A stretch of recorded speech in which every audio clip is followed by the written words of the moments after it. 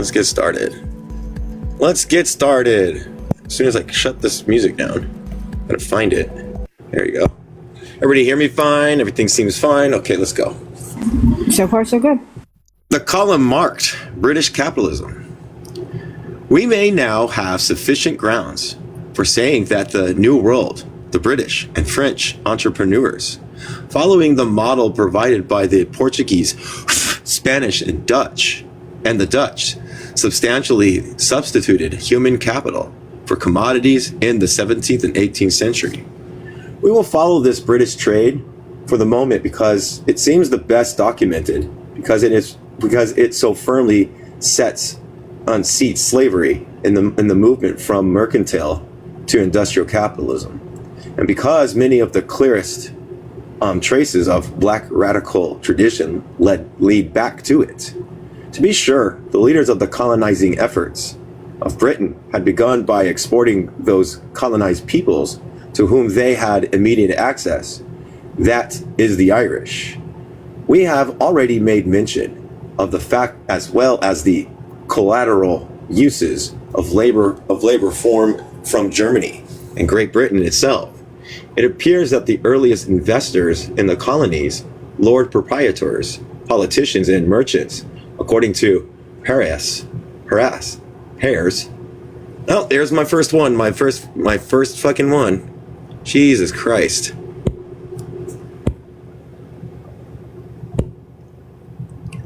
There we go, I'll just do this one. Pick one. Okay. Where was I at? There we are. Had economic designs that at first could be met by the modest labor pool. As independent ventures, the landed rich seemed most frequently to anticipate that their colonies would produce an income resembling in form of manorial dues, to which they were accustomed in England. The joint companies in which some lords, along with merchant and public representatives of the bourgeoisie, also took an interest, were typically more trade-orientated. These companies were promoted for the colonial cultivation of cotton, tobacco, indigo, ginger, and production of extractive industries, such as timber, glass, iron, and precious metals. Thus, until the arrival of sugar in the early 1640s and the development of large plantations, labor was adequately supplied by Europeans. Indentured peasants, political outcasts, produced a varying time by national and civil war. The poor or orphaned females, only some of whom possessed bad reputations. As Richard B. Moore iterates, their lots were oppressive, somewhat less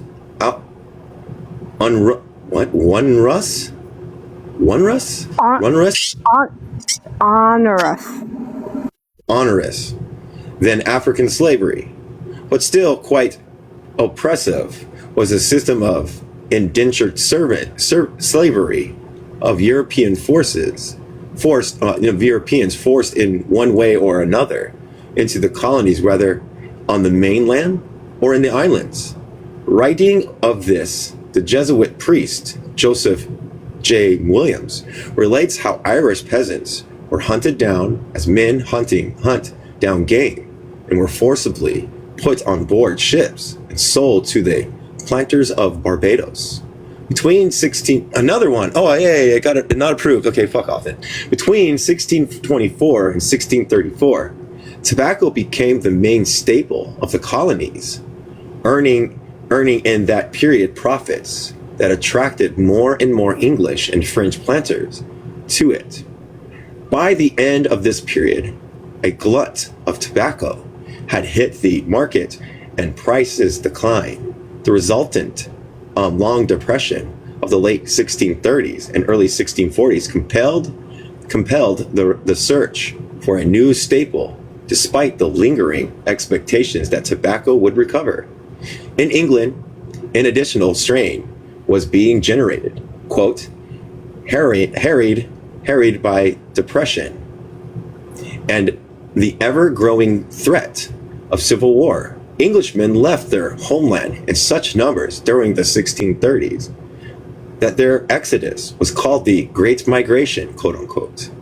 Betty tells us many of these newcomers settled in the Caribbean, and particularly Barbados, which only made the attempt to locate a substitute for tobacco more desperate. The cunning of history then intervened, cutting off Europe's supply of New World sugar as one result of the wars of the possession of Brazil between the Spanish, Portuguese, the Dutch, and the Luso-Brazilians. The cultivation of sugar in the English colonies began consequently in the late 1630s.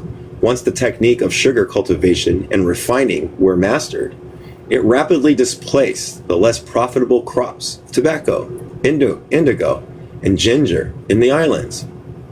With the massive demands for labor that sugar production engendered, the appetite of colonial production for labor increasingly outpaced supply.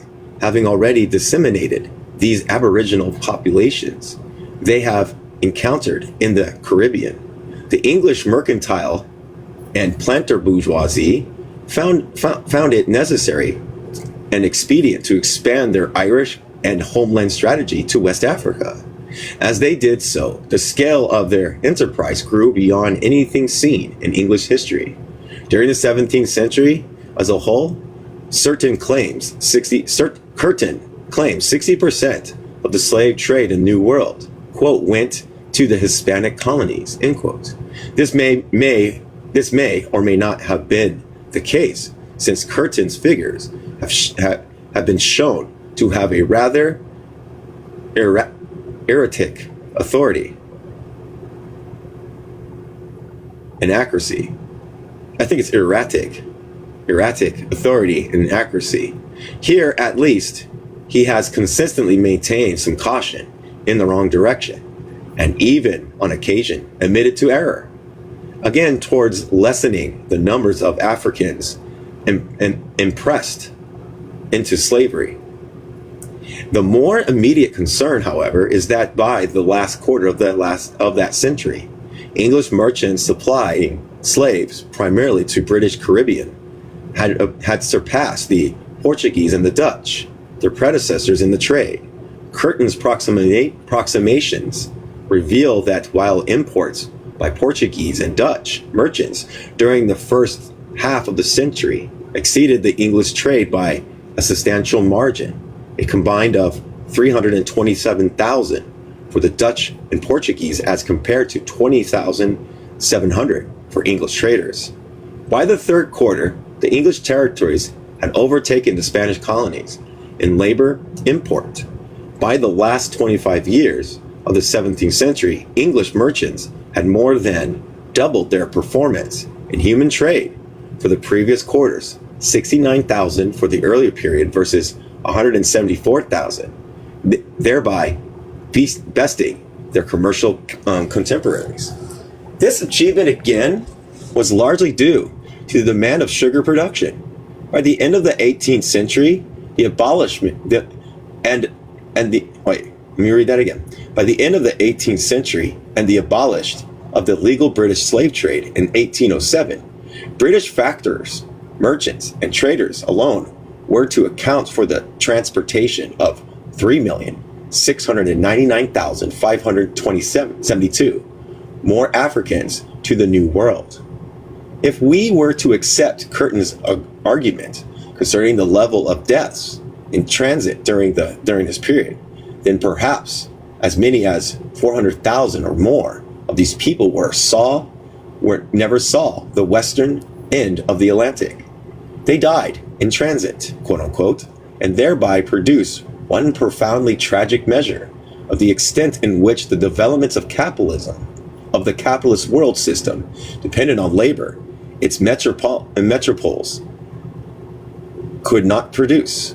The Africans were, however, not the only ones to be so unfortunately used in the slave trade. The greed of the English and European merchants easily overran the racial and national sympathies. Thus, it was that the crews of their slave ships died at rates perhaps even higher than their human cargoes.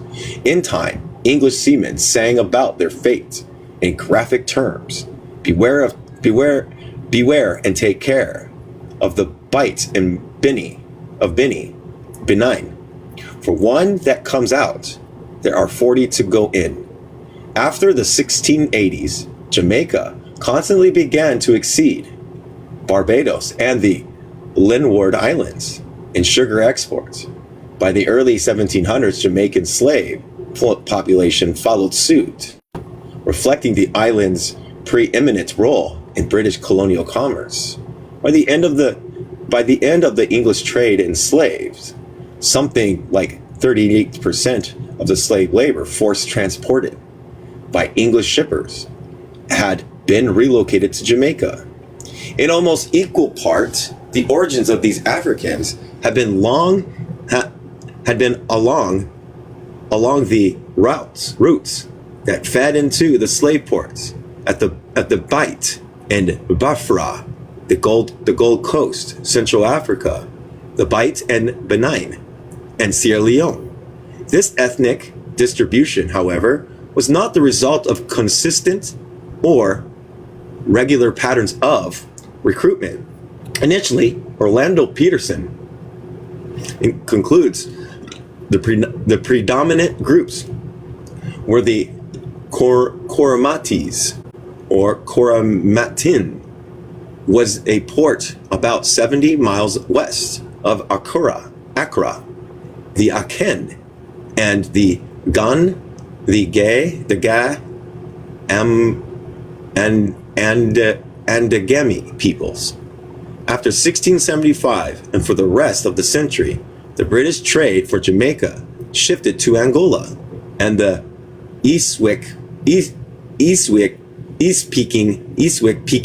speaking peoples of Dahomey. Between 1700 and 1730, the slave coast of Ghana became the favorite source only to be succeeded themselves in the years between 1730 and 1760 by the Niger and cross deltas. At the end of the 18th century, the Congo once again became the dominant region, following successively by the Niger and cross deltas, the Gold Coast, and by a much smaller order, the Windward Coast. In many ways, the Jamaican trade followed a pattern established by the European mercantile predecessors of the English. They too had disposited the majority of their African labor in the islands of the Greater and Lesser Antilles. Both tobacco and sugar had something to do with this, since the islands possessed the ideal climate for the production of these crops. The Portuguese, with the lush tropical fertility of their Brazilian territories, had been the expectation, an expectation that Curtin maintains accounted for approximately 38% of the total to the New World. To the North American colonies, it can be estimated that the British merchants sent approximately 20% of their slave cargoes in the 18th century. Surprisingly, perhaps, to many present-day North Americans, this amounts to less than 5% of the total numbers of Africans brought to the New World by European merchants. Curtin's best estimate is that 399,000 Africans were brought to the English colonies during the entirety of the slave trade period. Another 28,000, he suggests, came to the continent by way of French traders supplying the Louisiana region. Inkorari,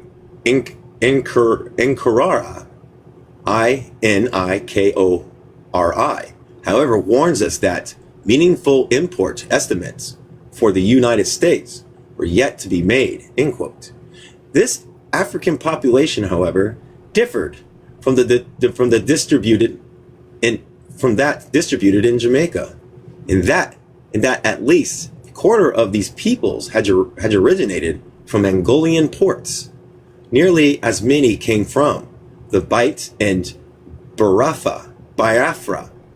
half of many from the Gold Coast and Senegambia, following by ever decreasing proportions from the port of Sierra Leone, the Bight of Benin, and Central Africa.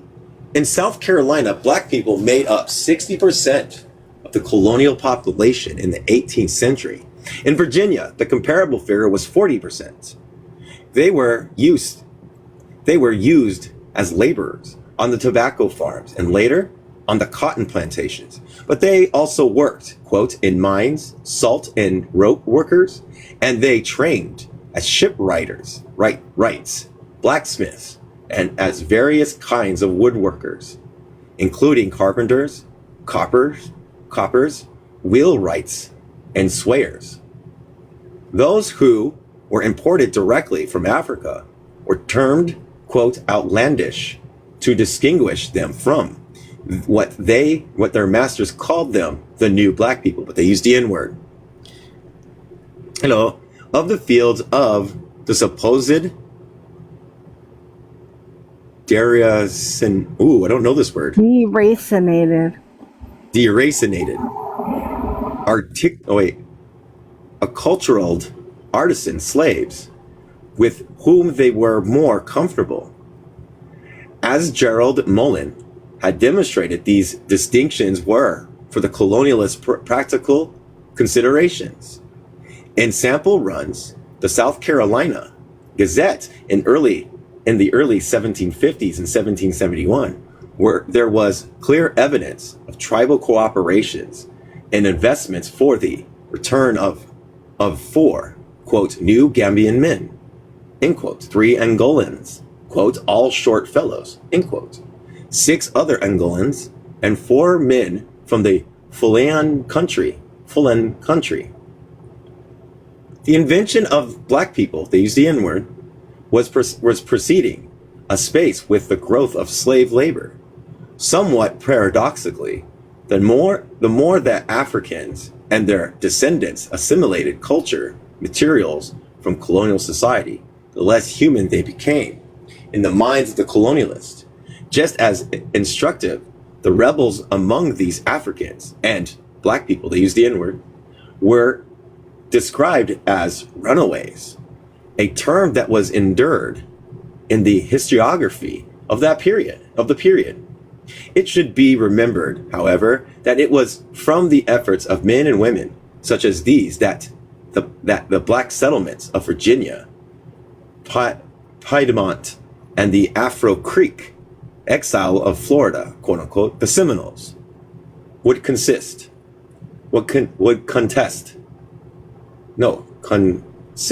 right? Okay.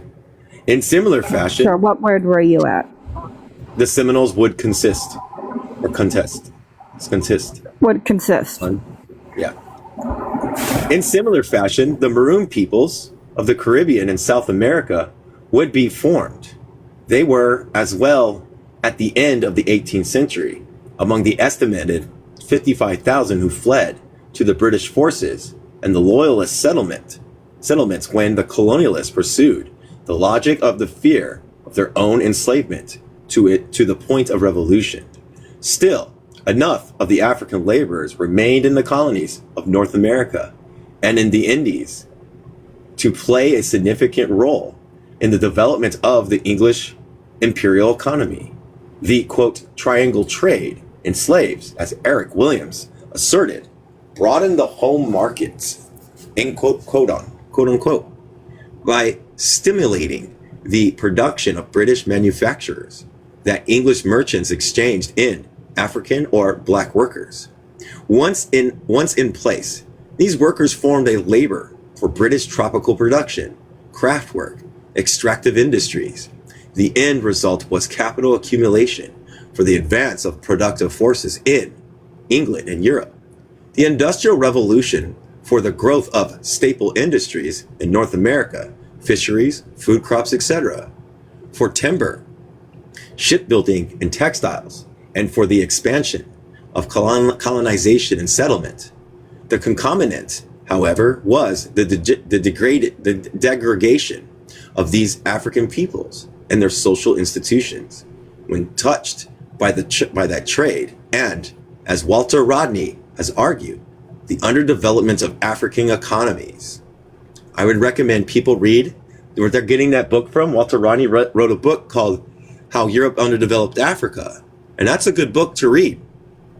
This trade, this movement of black workers, though, did not end with slavery's legal termination in the 19th century.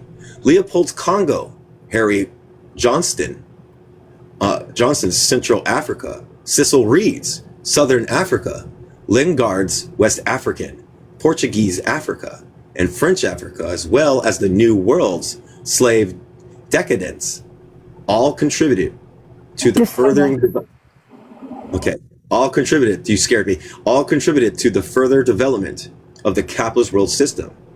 As peasants, as tenant farmers, as migrant laborers, as day laborers, as domestic servants, as wage labor, their exportation extended into the present century. Even the destruction of the means of production, the wars that Marx and Engels had stipulated as inevitable in capitalism, black labor has pressed into service. They were exempt from no aspect of exploitation. Any questions? Or I think we're moving into, oh yay, another visible restriction. Woohoo!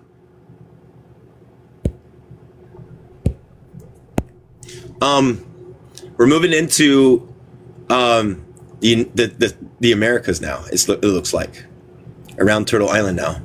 So I guess we're gonna find out. Chapter 6, the historical archaeology of the black radical tradition. The role of black labor in the expansion of and preservation of capitalism was not, however, the whole of it. The dispossession of black peoples in the New World had still another consequence, a consequence entirely unintended and unanticipated by the tradesmen and ideologists of slavery. Still, the nativity of the Europeans was substantially of their own making. Slavery was a system and a way of life, was hardly a perpetuous setting for much else. The structured, quote unquote, arrogance, ignorance, that was an almost inevitable concomitant of the use of enslaved labor, weighed heavily on European thought in general, irrespective of the social ideology. Marx had once assigned slavery to the stage of capitalism development that he characterized as primitive accumulation, meaning they're getting slaves. He had not meant the term in any invidious sense, but had intended simply to, in part, emphasize that the dominant capitalist mode of production bore little responsibility for the production and reproduction of human materials, and commanded in this aspect. Marx had meant by primitive accumulation that the paisia de ideas had been produced materially and intellectually by the societies from which they were taken, and not by those by which they were exploited. The cargoes of the slave ships were real human beings, notwithstanding their manner of transport. The bills of Ledinho, the captain's logs, and trade account books that designated them otherwise. However, Marx did not realize fully that the cargoes of laborers also contain African culture, critical mixtures of language and thought, a cosmology of metaphysics, of habits, beliefs, and morality. These were the actual terms of their humanity. These cargoes, then, did not consist of intellectual isolates or decultured black people, men, women, and children. Yay, great, it wasn't approved. Kiss my ass. Just stop fucking bugging me. Men, women, and children, separated from the previous universe. African labor brought the past with it, a past that had produced it and settled on it the first elements of consciousness and comprehension. This was a embryo of the demon that would be visited on the whole enterprise of primitive accumulation. It would be through the historical and social consciousness of these Africans that the trade in slaves and the system of slave labor was infected with its contradictions. Much later, in the midst of the struggle against Portuguese imperialism in Guinea-Bissau in this century, Amilcar Cabral would reveal the nature of this contradiction. Imperialist domination, by denying the historical development of the dominated people, necessarily also denies their cultural development. It is understood why imperialist domination, like all other foreign domination, for its own security requires culture oppression and attempt to direct and indirect liquidation of the essential elements of the culture and the dominant people. It is generally within the culture that we find the seed of opposition. So like, I think Walter Rodney called it cultural imperialism too. The transport of African labor to the mines and plantations of the Caribbean, and subsequently to what would be known as the Americas, meant also the transfer of African ontological and cosmological systems. Africa presumptions of the organization and significance of social structures, African codes embodying historical consciousness and social experience, and African ideological and behavioral constructions from the resolutions of the inevitable conflict between the actual and the normative. Michael Crichton grasps this when he recounts that their African peasants' roots clearly predispossessed all slaves to regard plantation agriculture as being unnatural as the institutions which sustain it. From the earliest days, runaway slaves settled around provision grounds called polinks in the English colonies, planiquins in the Spanish, worked in a manner owing something to African farming, something to the Canuco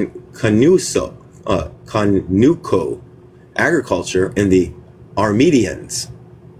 More deeply, the slaves retained the developed concept of family and kin quite beyond the comprehension and control of the master class, and a concept, a land tenure, that was in contradiction to that of the dominant European culture. They wanted to live in family units, to have ready access to land of their own, and be free to develop their own culture, particularly their own syncretized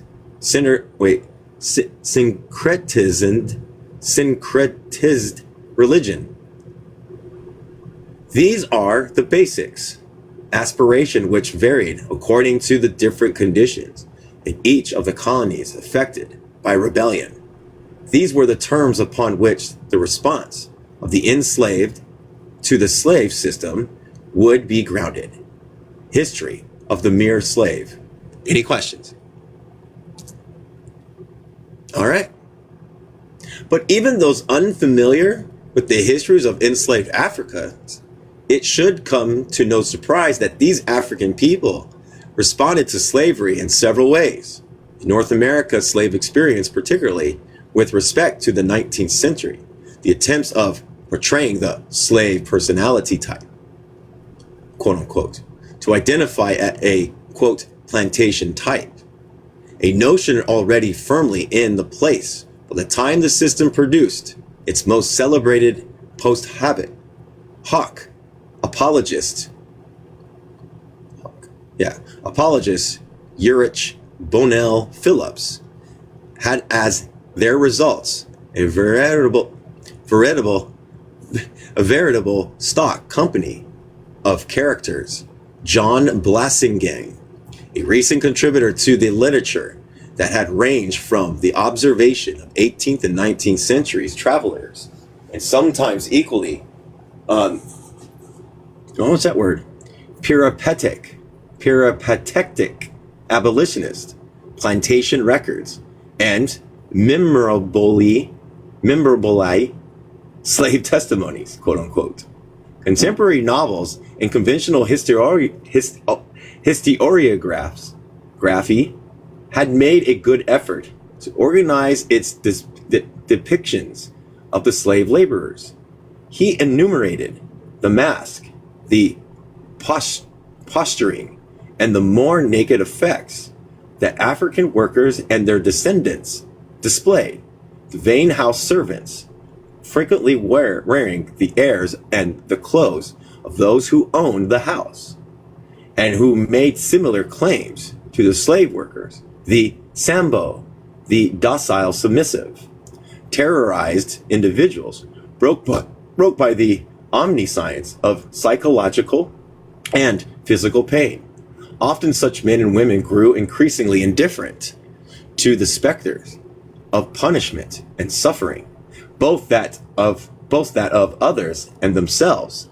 Separation and trauma of realization that one had neither the right nor the power to resist would have been seen so often to be the arbitrary or cruel removal from those who really matter, to register its own particular marks. Hold on a second, I gotta do something.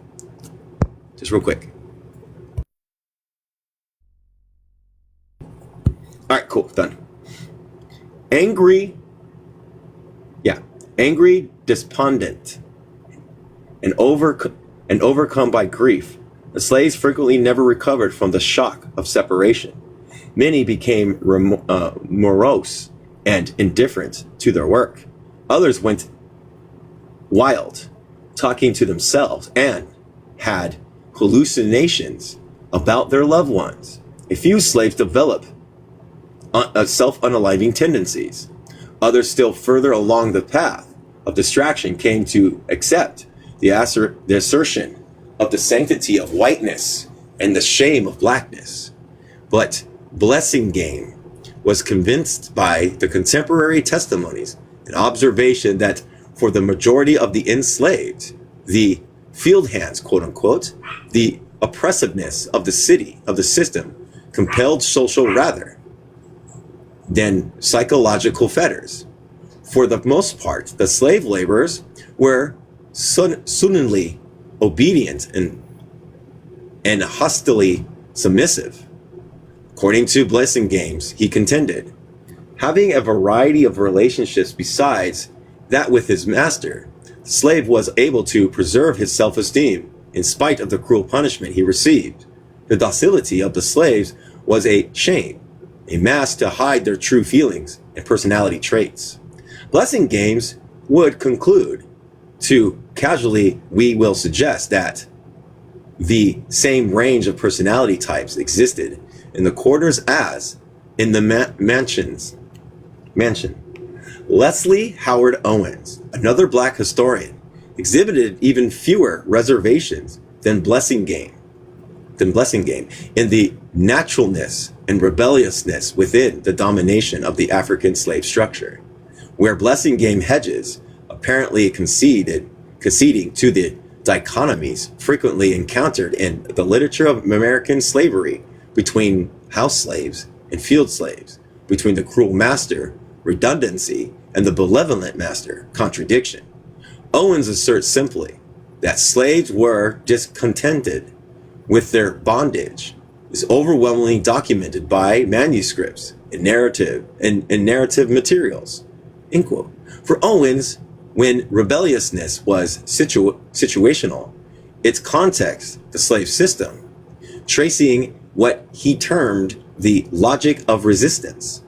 Owens noted among the slave workers the multiplicity of their responses of domination, the broken and misplaced tools, the burning of crops, the work slows downs, the assistance and protection afforded to, quote, runaways, stealing, fighting, and forming a short-lived maroon. Communities, even self-mutilation of unaliving. Ultimately, of course, there were insurrections.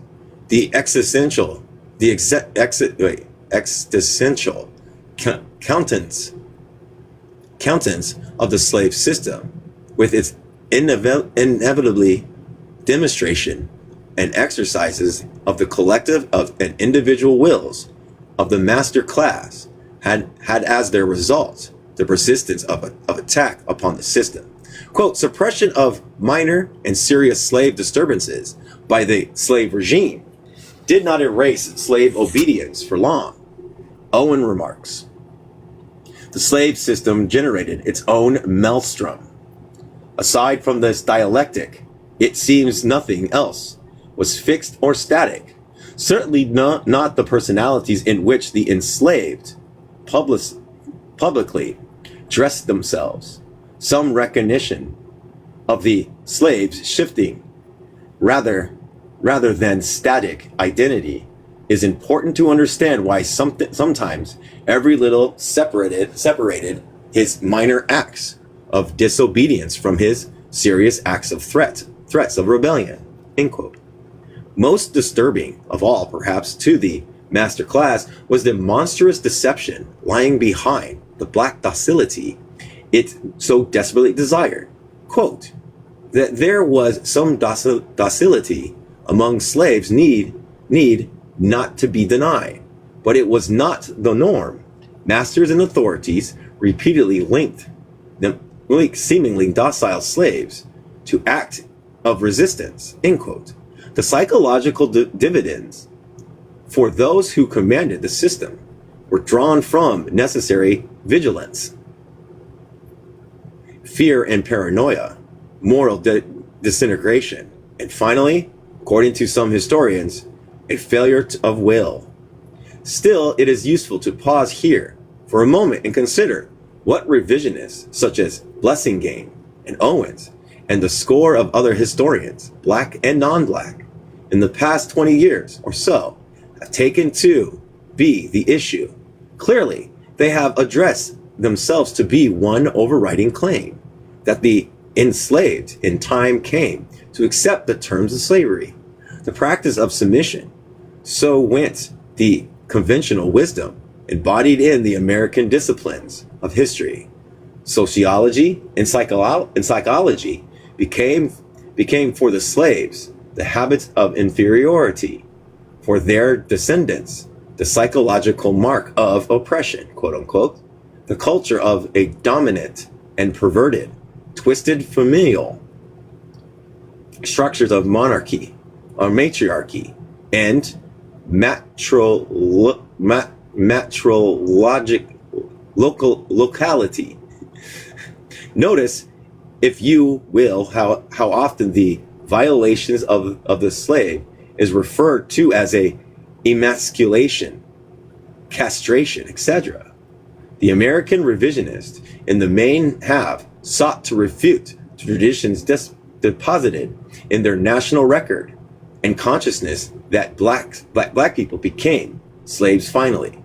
They have chosen to come to terms with the reiterated public fantasies that the subsequent generations of native sons, quote unquote, were fatally marked culturally and emotionally by the accommodations affected by their forebears. The American revisionists have attempted to supply academic substance to the instance of their own generations that the material, political, and social circumstances of black people in the 20th century are not the consequences of private or even collective psychopathologies among black people. They have transformed this African people into human beings capable of judgment, injury, combination, and heroism. In short, a people possessed, as Blessingame put it, quote, the same range, end quote. To this point, their project has been successfully executed. The scholarship and narrative, the document speaks for themselves in a stridently eloquent way. Still, this political triumph is but a partial one, for the defense of the slaves addresses its antagonists in their terms.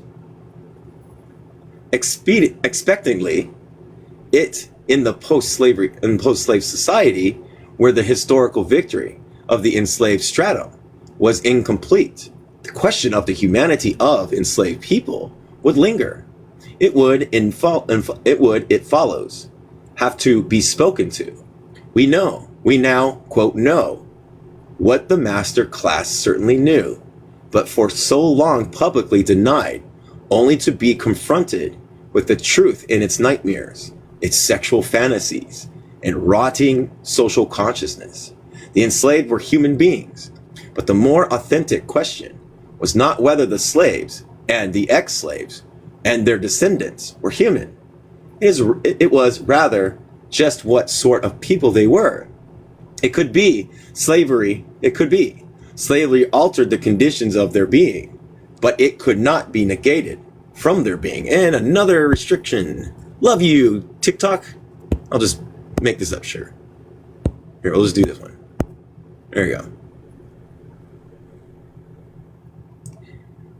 Where was I? I'll just start here. I'll just start over. Slavery altered the conditions of their being, but it could not negate their being. Long before the troubled American Republic of the 19th century even became a possibility, a part of the answer began. Its unfolding, as we shall soon see, its historical imprint is still clear. I'm not going to say the color. I know. I got it. Indigenous, whites, and black people. Is that cool? I was going to talk about the chapter. Oh, yeah. Okay, my bad. Go ahead. I thought you were warning me about this. And I was like, I got it. No, I figured you saw that. That would be kind of hard to miss. But what I was going to talk about was, so we're talking about the fact that they were human beings and they protested in all the ways that they could, and that white people kind of rewrote history to kind of hide what was going on. And of course, their rewriting of history is what they teach us. And it's up to us to like find the truth of how these people were actually treated, which is subhuman. And then, of course, understanding the legacies that it left on their bodies. And because we all know trauma changes formations and stuff. And of course, what they're still going through as well, because they've got to deal with double shit. They got to deal with the shit from their ancestors, and they've got to deal with the shit from white people currently. And that's important to keep in mind as we're going into this. All right. Next section, indigenous, whites, and black people. African labor in the Western Hemisphere became necessary only when native labor was exhausted and European labor became evidently inadequate. Apparently, it took no longer than a period between Columbus' first and third voyages, 1497, from the Spanish government to recognize and respond to the special problems it faced depending upon its nationals for supplemental colonial labor. In June 1497, quote, a general order was issued to all justice in Spain, authorizing the transportation to Hispaniola for criminals with the expectation of heretics, traitors, counterfeiters, and sodomites, and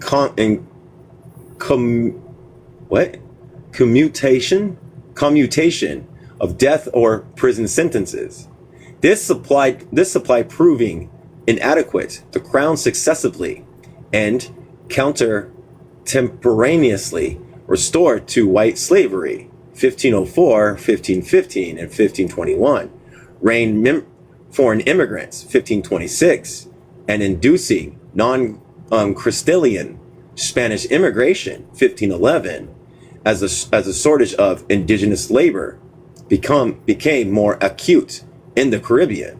Nevertheless, by the mid-16th century, Iberian capitalists had come to understand something that their English successors would only need to take heart 100 years later. The production of sugar required a labor force that was larger than more politically and morally in unencumbering than Europe could supply. At least in the beginning, the alternative had been the indigenous. I don't know if it's indigenous people or if it's from people from India, so I don't know. I'm just in case. It's indigenous, as far as I could tell. Yeah, it has been said that the Spanish conquistadors, Eric Williams was to write, quote, that first they fell on their knees and then they fell on their aboriginals. They used a bad word. From the first, it would seem Columbus had little else in mind for these people, for these wild people, quote unquote. The repartimentio de indigio, I can't say it in Spanish, sorry. The division of indigenous for tasks necessary to the colonial settlements of Columbus and his immediate successor, Francisco de Bobadilla,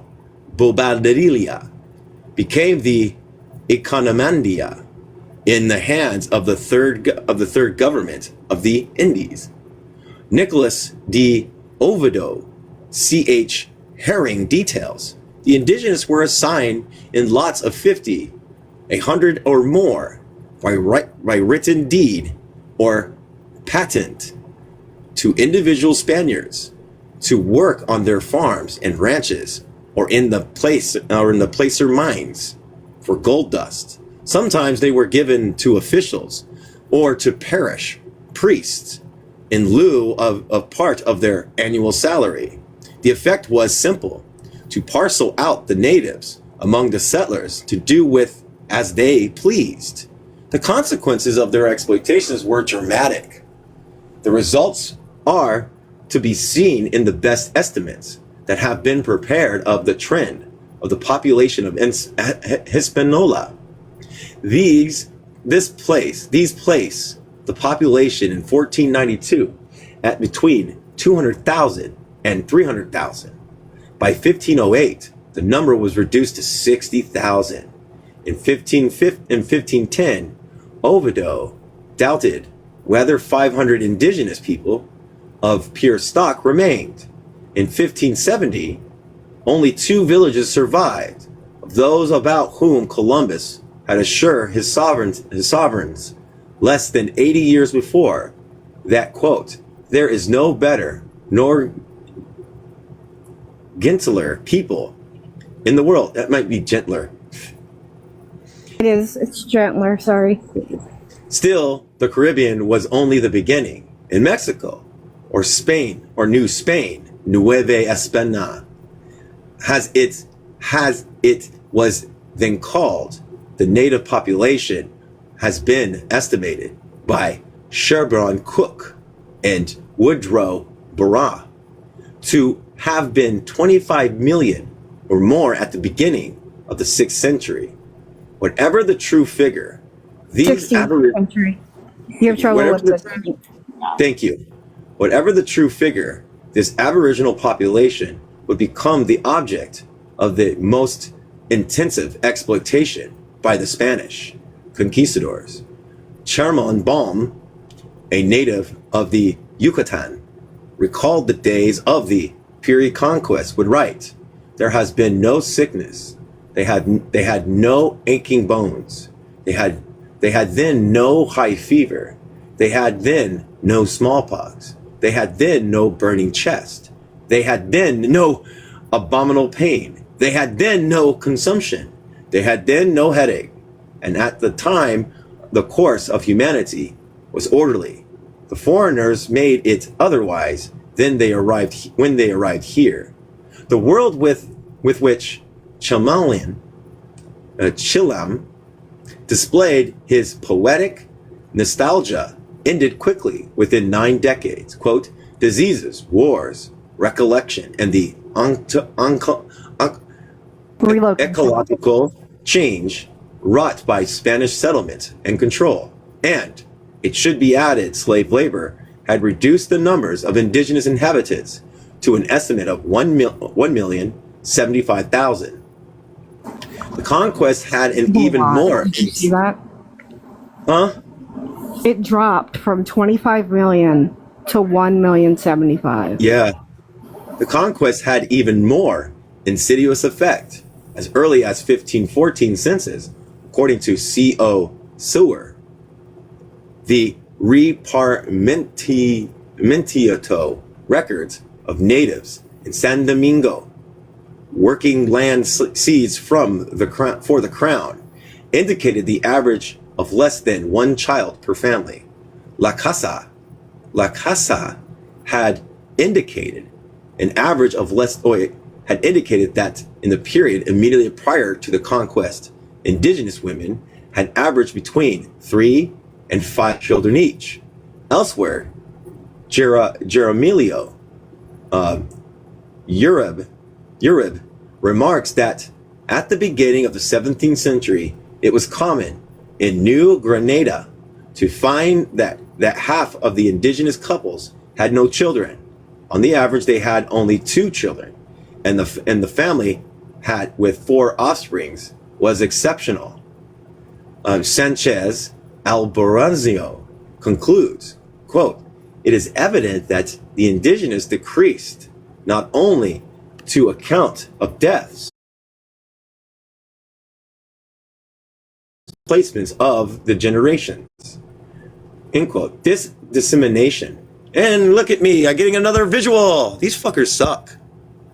Yeah. Jesus fucking Christ. Where was I? This dissemination. This dissemination of indigenous population, rather than the controversial royal decrees of 1542, de Nueves Leyes, that prohibited the further enslavement of indigenous except as punishment for rebellion against Spanish rule, resulted in a significant demand for additional labor towards the second half of the 16th century. Ultimately, the source of that labor was to be the west coast of Africa. Not unexpectedly, La Casa, whose bitter charges against the conquistadors and whose calculation of the terrifying number of indigenous deaths had done much towards obtaining the new law for Charles V, assumed full responsibility, he wrote, of himself in his Historia General de las Indigenas. I'm not going to say it. The priest La Casa was the first to suggest that one should introduce Africans to the West, to the Caribbean. He did not know what he was doing. It was, however, he would continue to maintain a somewhat understandable error.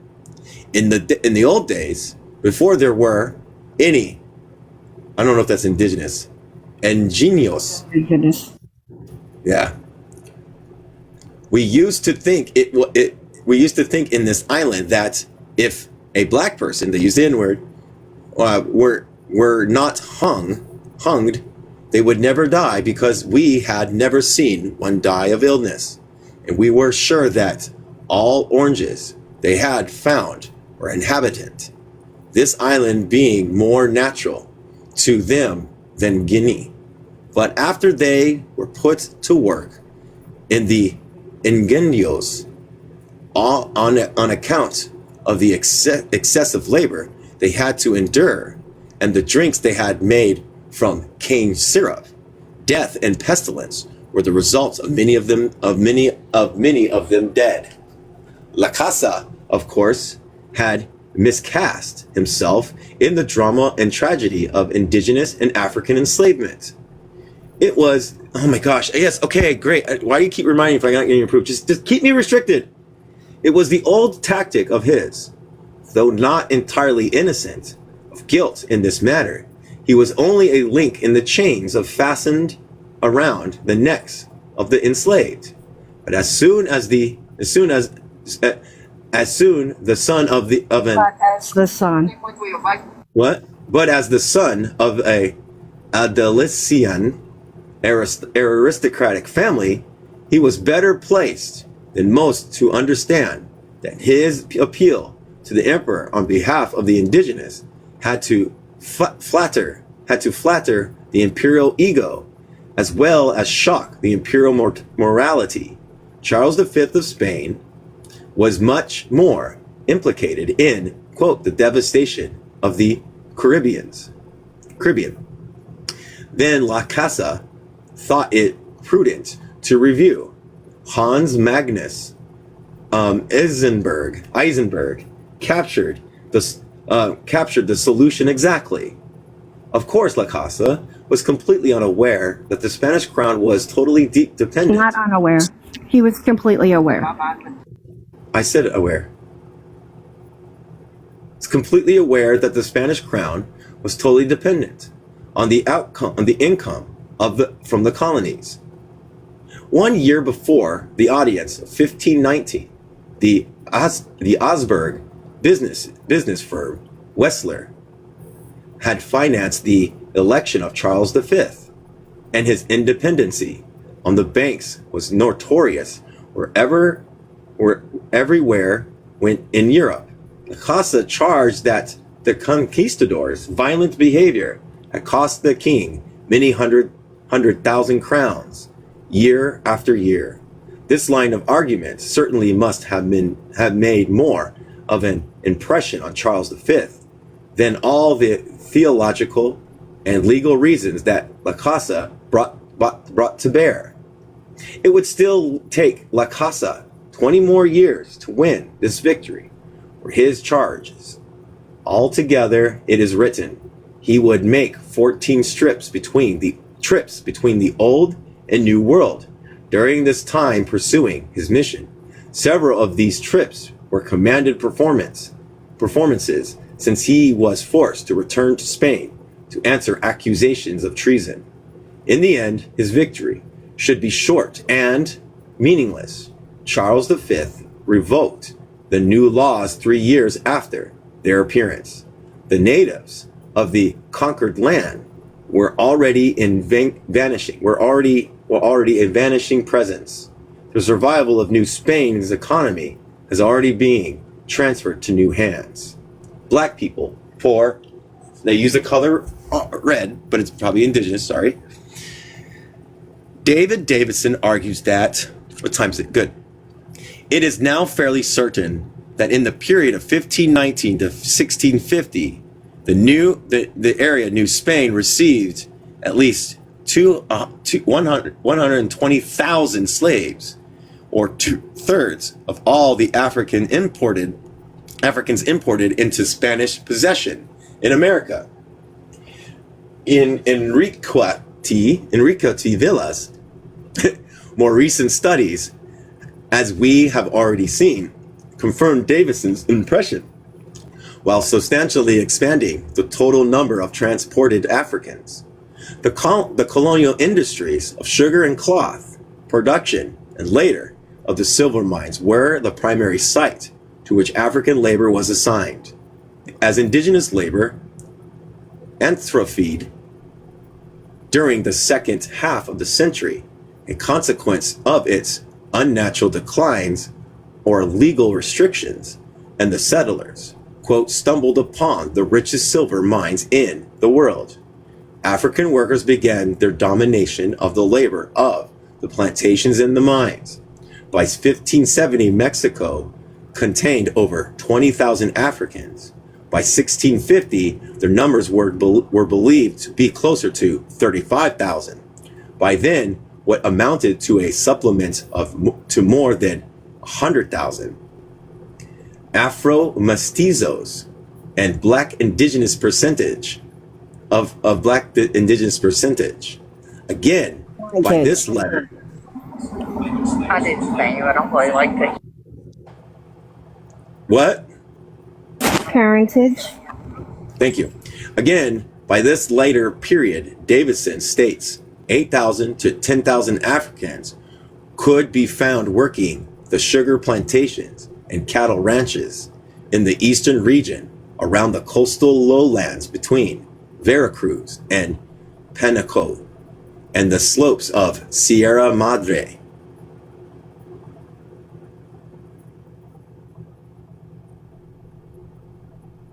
Oriental? Oh, okay. Asian. Another 15,000 were absorbed by the silver mines and ranches of the region north of west of Mexico City. 3,000 to 5,000 were bound to similar industries located between Puebla and the Pacific coast, and 20,000 to 50,000 employed in urban occupations in Mexico City, the Valley of Mexico. By the beginning of the 19th century, Gonzalo Aguirre Beltran states the descendants of these workers, whom by when were classified in rough terms as black people, biracial people, and Zambos, Afro-Indigenous, were reported by the 1810 census at 634,461, a little more than a tenth of Mexican population. There is, however, much more to understand of their presence in Mexico and the Spanish colonies of the Caribbeans and South America than their mere members. The systematic transportation of black labor to the New World had not always been an obvious or requisite step. For few decades, as we have seen, it had not seemed necessary at all. When it did begin, it almost completely overturned the more casual implications of the Iberian racial structures that had already been transferred to the colonies. In the beginning, that is, most probable in the decades that ended the 15th century, but most certainly in the one that began the 16th, small groups of enslaved Africans had come to the New World as, quote, companions of the conquistadors. When Nicolas de Ovendone took up his governorship in Hispaniola in 1502,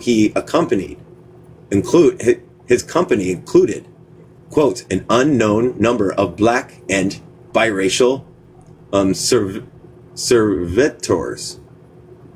When their Landindios Hispanicized black people, but within the year, Oviedo requested of his queen that she prevent all future arrivals of such people. He reported that those already on the island had been a source of scandal to the indigenous, and some had fled their owners and established independent settlements in the mountains. Concerned that the indigenous might be led from the path of Christian righteousness, Isabella immediately barred the shipment of Landinos. The Queen of Castilla, however, had provided only a short relief of Landino workers. She died in 1504 in the colonies that had previously been exclusively administered by Castilla now came under the direction of her husband, Ferdinand of Aragon. Ferdinand, who at some point became convinced that one black person could do the work of 4 indigenous people, informed Oviedo that the threat of black rebellion was offset by the need of black labor in the mines and plantations. From the 1505 until 1522, Landino slaves increasingly replaced the native workforce, as the latter was disseminated by the discipline of the economindia, disease and demoralization. In the latter years, the policy prohibiting the import of Landindios was reinstituted. That policy was reiterated in 1530, 1532, 1543, and 1550, and in the various ascensos granted between 1595 and 1609. Henceforth, only Bozelis, Africans obtained in Africa, were to be eligible for transport to the New World. We shall investigate the reasons behind this turn of fortune shortly. And a few Landios, however, played less anonymous part in the conquest of the New World patriots. One Naflu del Eleno accompanied Bellavo in 1530. Another Juan Goradio, Handsome John, apparently crossed the Atlantic as a free man, participating in the siege of Tenochtitlan 1521, and in subsequent conquest of exploration, tried his hand as an entrepreneur with both black people and indigenous slaves of his own in the earlier search for gold, and took his place as a citizen in the Spanish Quarter of Mexico City. Goradio, whose fortunes were entirely linked with those of his patrons, Hernan Cortez, and again, yay. Just stop doing it. Jesus. God. Whose fortunes were entirely linked to those of his patrons, Hernandez Cortez, died in poverty, a victim, it is believed, of his Great Plague, and struck Mexico City in 1574. Estebanaco was with the less hardy Narvaez in Florida in 1528. Having survived his master, he completed an 8-year trek from Florida to Mexico City with 3 other conquistadors, only to perish at the hand of Zuni in 1538, while acting as a guide for another master, Ferrer Marcos de Nazi. Juan Valentin accompanied Alvarado army in its march from Guatemala to Peru in 1534. Didn't stop. It's giving me these 10-minute restrictions. Just stop. This restrict my whole life. Stop doing this. Guatemala and Peru in 1534. And in 1536 and 1540, Valentin fought with Valdivia's army against the Araucanian indigenous in Chile. In 1546, when Valdivian granted him an estate and in 1548, Valentina became the first Landino to receive the Ecocomandandia. Significantly enough, when he died in 1553, unalived in action against the Akura. You know what? I don't have to do this because they keep restricting me anyways. I'm going to keep saying the fucking words. Fuck them. I just won't say the N words or the indigenous word. But fuck them. They're going to keep restricting me. They can fuck off. His old master, Alonso Valentin, had begun legal actions and reclaimed him and any property he had amassed. Other Landinos were to be found in the entourage of Avila, 1514, and Nervais during his initial appearance in the New World in 1520. Alavardio, in his expeditionary force into Guatemala in 1523. Montaño in Yucatan in 1532, and Pizarro, as well as Jose Franco, reminds us, quote, the Spaniards frequently used black people and indigenous as stock troops in their own internal wars. Still, it seemed they were as historically inconspicuous as the white slaves who shared their conditions in the New World of the earlier 16th century. In economic terms, however, theirs was the first phase that would lead ultimately to the placement of Africans in the Indies, Nueva España, Peru, Cuba, Chile, Venezuela, Argentina, and Uruguay as domestics, growers of sugar, wheat, grapes, olive, cocoa, miners of gold, silver, craft workers, blacksmiths, cobblers, brick masons, carpenters, tailors, teamsters, cowboys, pearl divers, and prostitutes. Their consequences, though, were not simply economic. Slave labor required the elaboration of a system of control and discipline.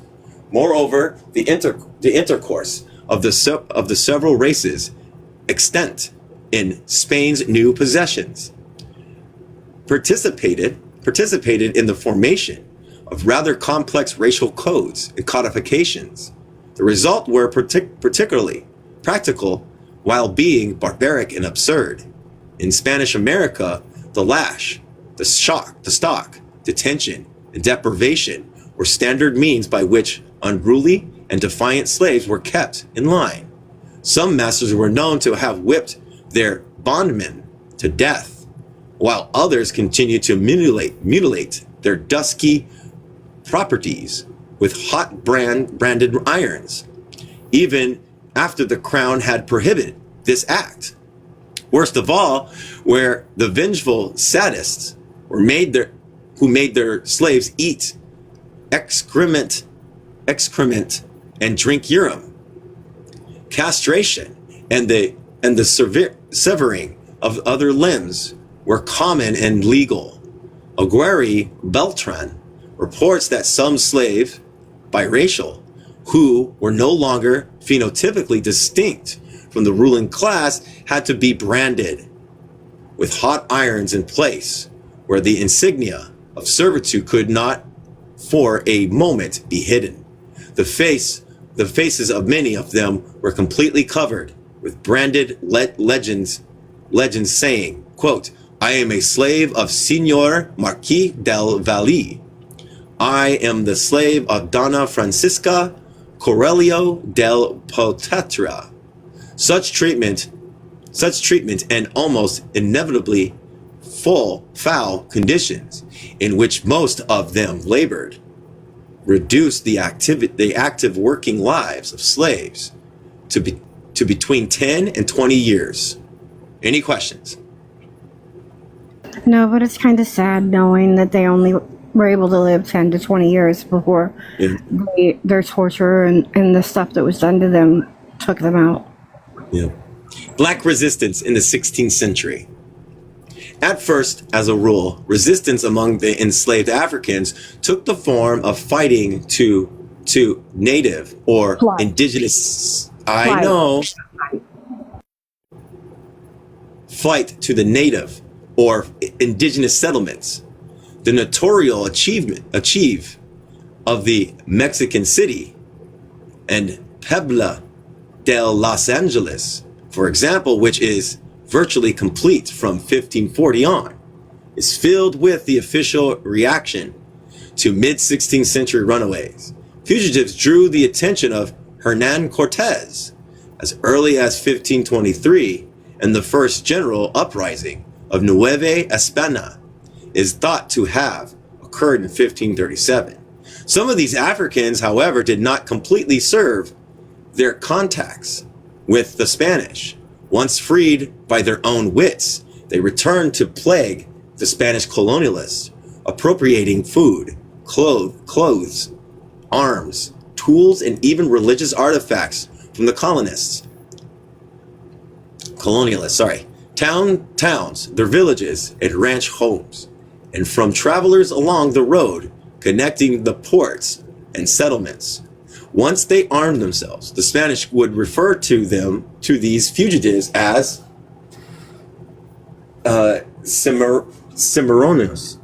The English would incorporate the term into their language as maroons. So maroons are good, everybody. In 1503, we recall, Oviedo had observed subversive activities among Españolas Landianos. In the last month of 1522, Oviedo's provisions was realized. Fittingly enough, slaves on the plantation of Diego Columbus, a son of the admiral, revolted, killing some 15 colonialists before they had themselves captured and executed. This had been the occasion for the prohibition of future employed of Landinos as slave labor in the colonies. Similar revolts had occurred in Puerto Rico, 1527, San Martin, Colombia, 1529, and Panama, 1531. Back in Hispaniola, black people had joined the native uprising of 1533, Resistance had continued for 10 years. Decades later, Spanish authorities continued to be concerned about such events. Viceroy Martin Enrique had written Philip II, "It appears, my majesty, that the time is coming when these people, love it, will have become masters of the indigenous, inasmuch as they were born among them, and their maidens, and are men who dare to die as well as any Spaniard in the world. But if the indigenous become corrupt and join with them, I do not know who will be in the position to resist them. It is evident that this mischief will take place in several years." Soon after, the fugitive slaves grew numerous enough and began the formation of their own settlements, communities that came to be known in Mexico as Peloquens. I cannot say these Spanish words, everybody, I'm sorry. Edgar Love recalls Acquire Beltran estimate. Yeah, I get it. Visual restrictions. Stop fucking saying it. Just let it go. Just keep me restricted. Jesus Christ. Edgar Love recalls Acquire Beltran's estimate that by 1579, some 2,000 black people had escaped from their masters. Love goes on and indicate that if more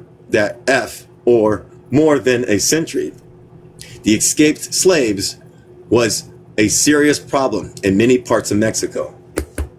David Davison, writing of the third quarter of the century, declares, by the 1560s, fugitive slaves from the mines of the north were terrorizing the regions of Guadalajara and Zacatecas, allying with the indigenous and raiding ranches, and in one case, Maroons from the mines of Guanajuato joined with pacified Chicamec indigenous in a brutal war with the settlers.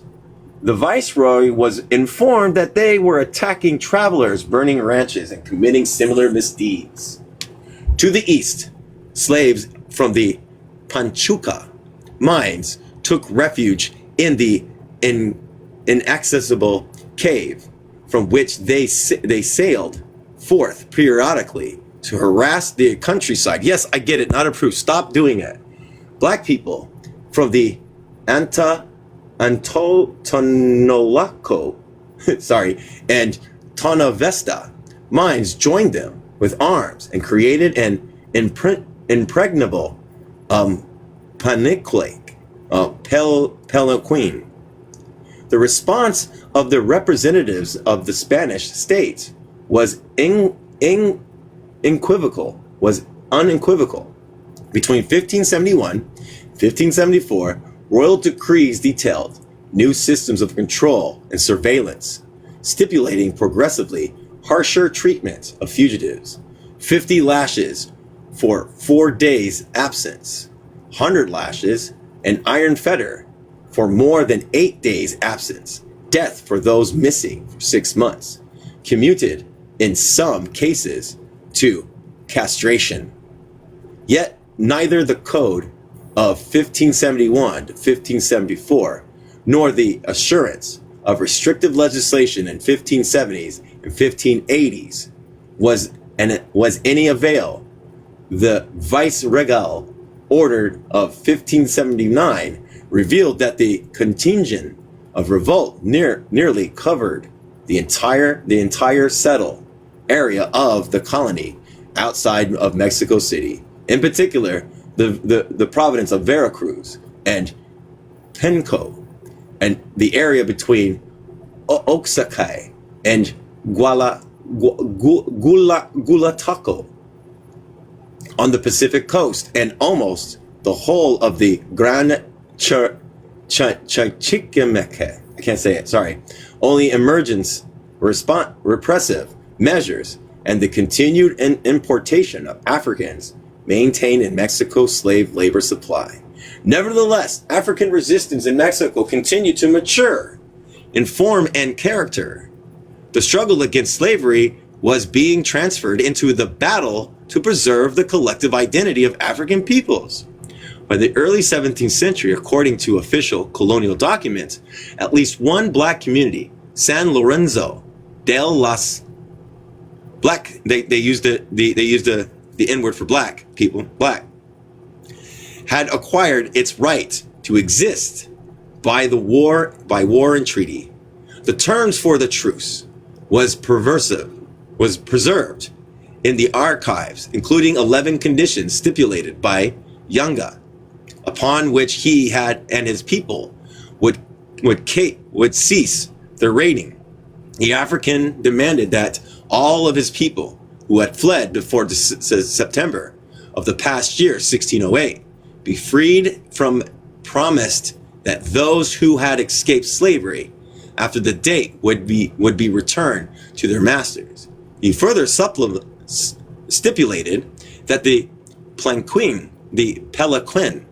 be given the status of a free town, and that it have its own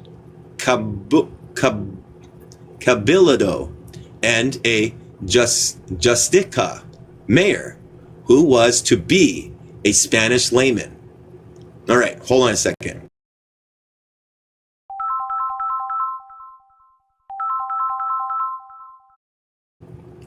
No other Spaniards were to live in the town, although they could visit on market days. In return, Yanga promised that for a fee, the town would aid the viceroy in capturing fugitive slaves. The black people, he said, would aid the crown in case of the external attack on Mexico. In the mountains near Mount, Orizaba, led by his man called Yanga, reputedly a Congolese chief from the African kingdom bordered by the Noenga River, the Yangukas, quote unquote, had won the formal status as a free black settlement. The mountains, however, seemed to promise much more security to some Yangukas and other Samaranos than the treaties of the Spanish oppressors. Throughout the New Spain, Palanquins continued to multiply, and with a still undetermined frequency, to give occasions for the establishment of the officially recognized free communities. In the period between 1630 and 1635, for example, the agreement was reached with a Cherimonis whose redoubts had been established in the mountains of Tutula, Polmala, and Tumbercratis, and Tatalinga, near Veracruz. The town of San Lorenzo, Coralavo, became their free settlement. In 1769, a similar history preceded the establishment of Nuestra Senora del Guadalupe de las Moras de Apipa, Jesus, near the southern tip of the modern state of Veracruz. We have learned of their existence through quite recent research into early colonial history of New Spain. In Colombia, their revolts were detailed in 1530, 1548, and again in 1550s. In 1552, Venezuela had its first major slave revolt. This rebellion of slaves who had worked in the mines of Peru was defeated in 1555. Nevertheless, by the beginning of the 17th century, independent black communities with legal standings in the eyes of the state agents had begun to appear. They were fighting, everybody. And we'll end there for right now. To Palmares, the 7th century marriage. I can't say it. So 212. 212. Yep, 212. All So right. they're fighting back and they're earning their freedom, but some of the things that they had to do to get that freedom sucked. Yeah, they had to be traitors a little bit. You know what? I bet you that they weren't completely like that. I bet you they were like, yeah, we'll do that. Kind of. You know what I mean? Right. Yeah, we'll do that. Just my assumption. Yeah, we'll do that. You know?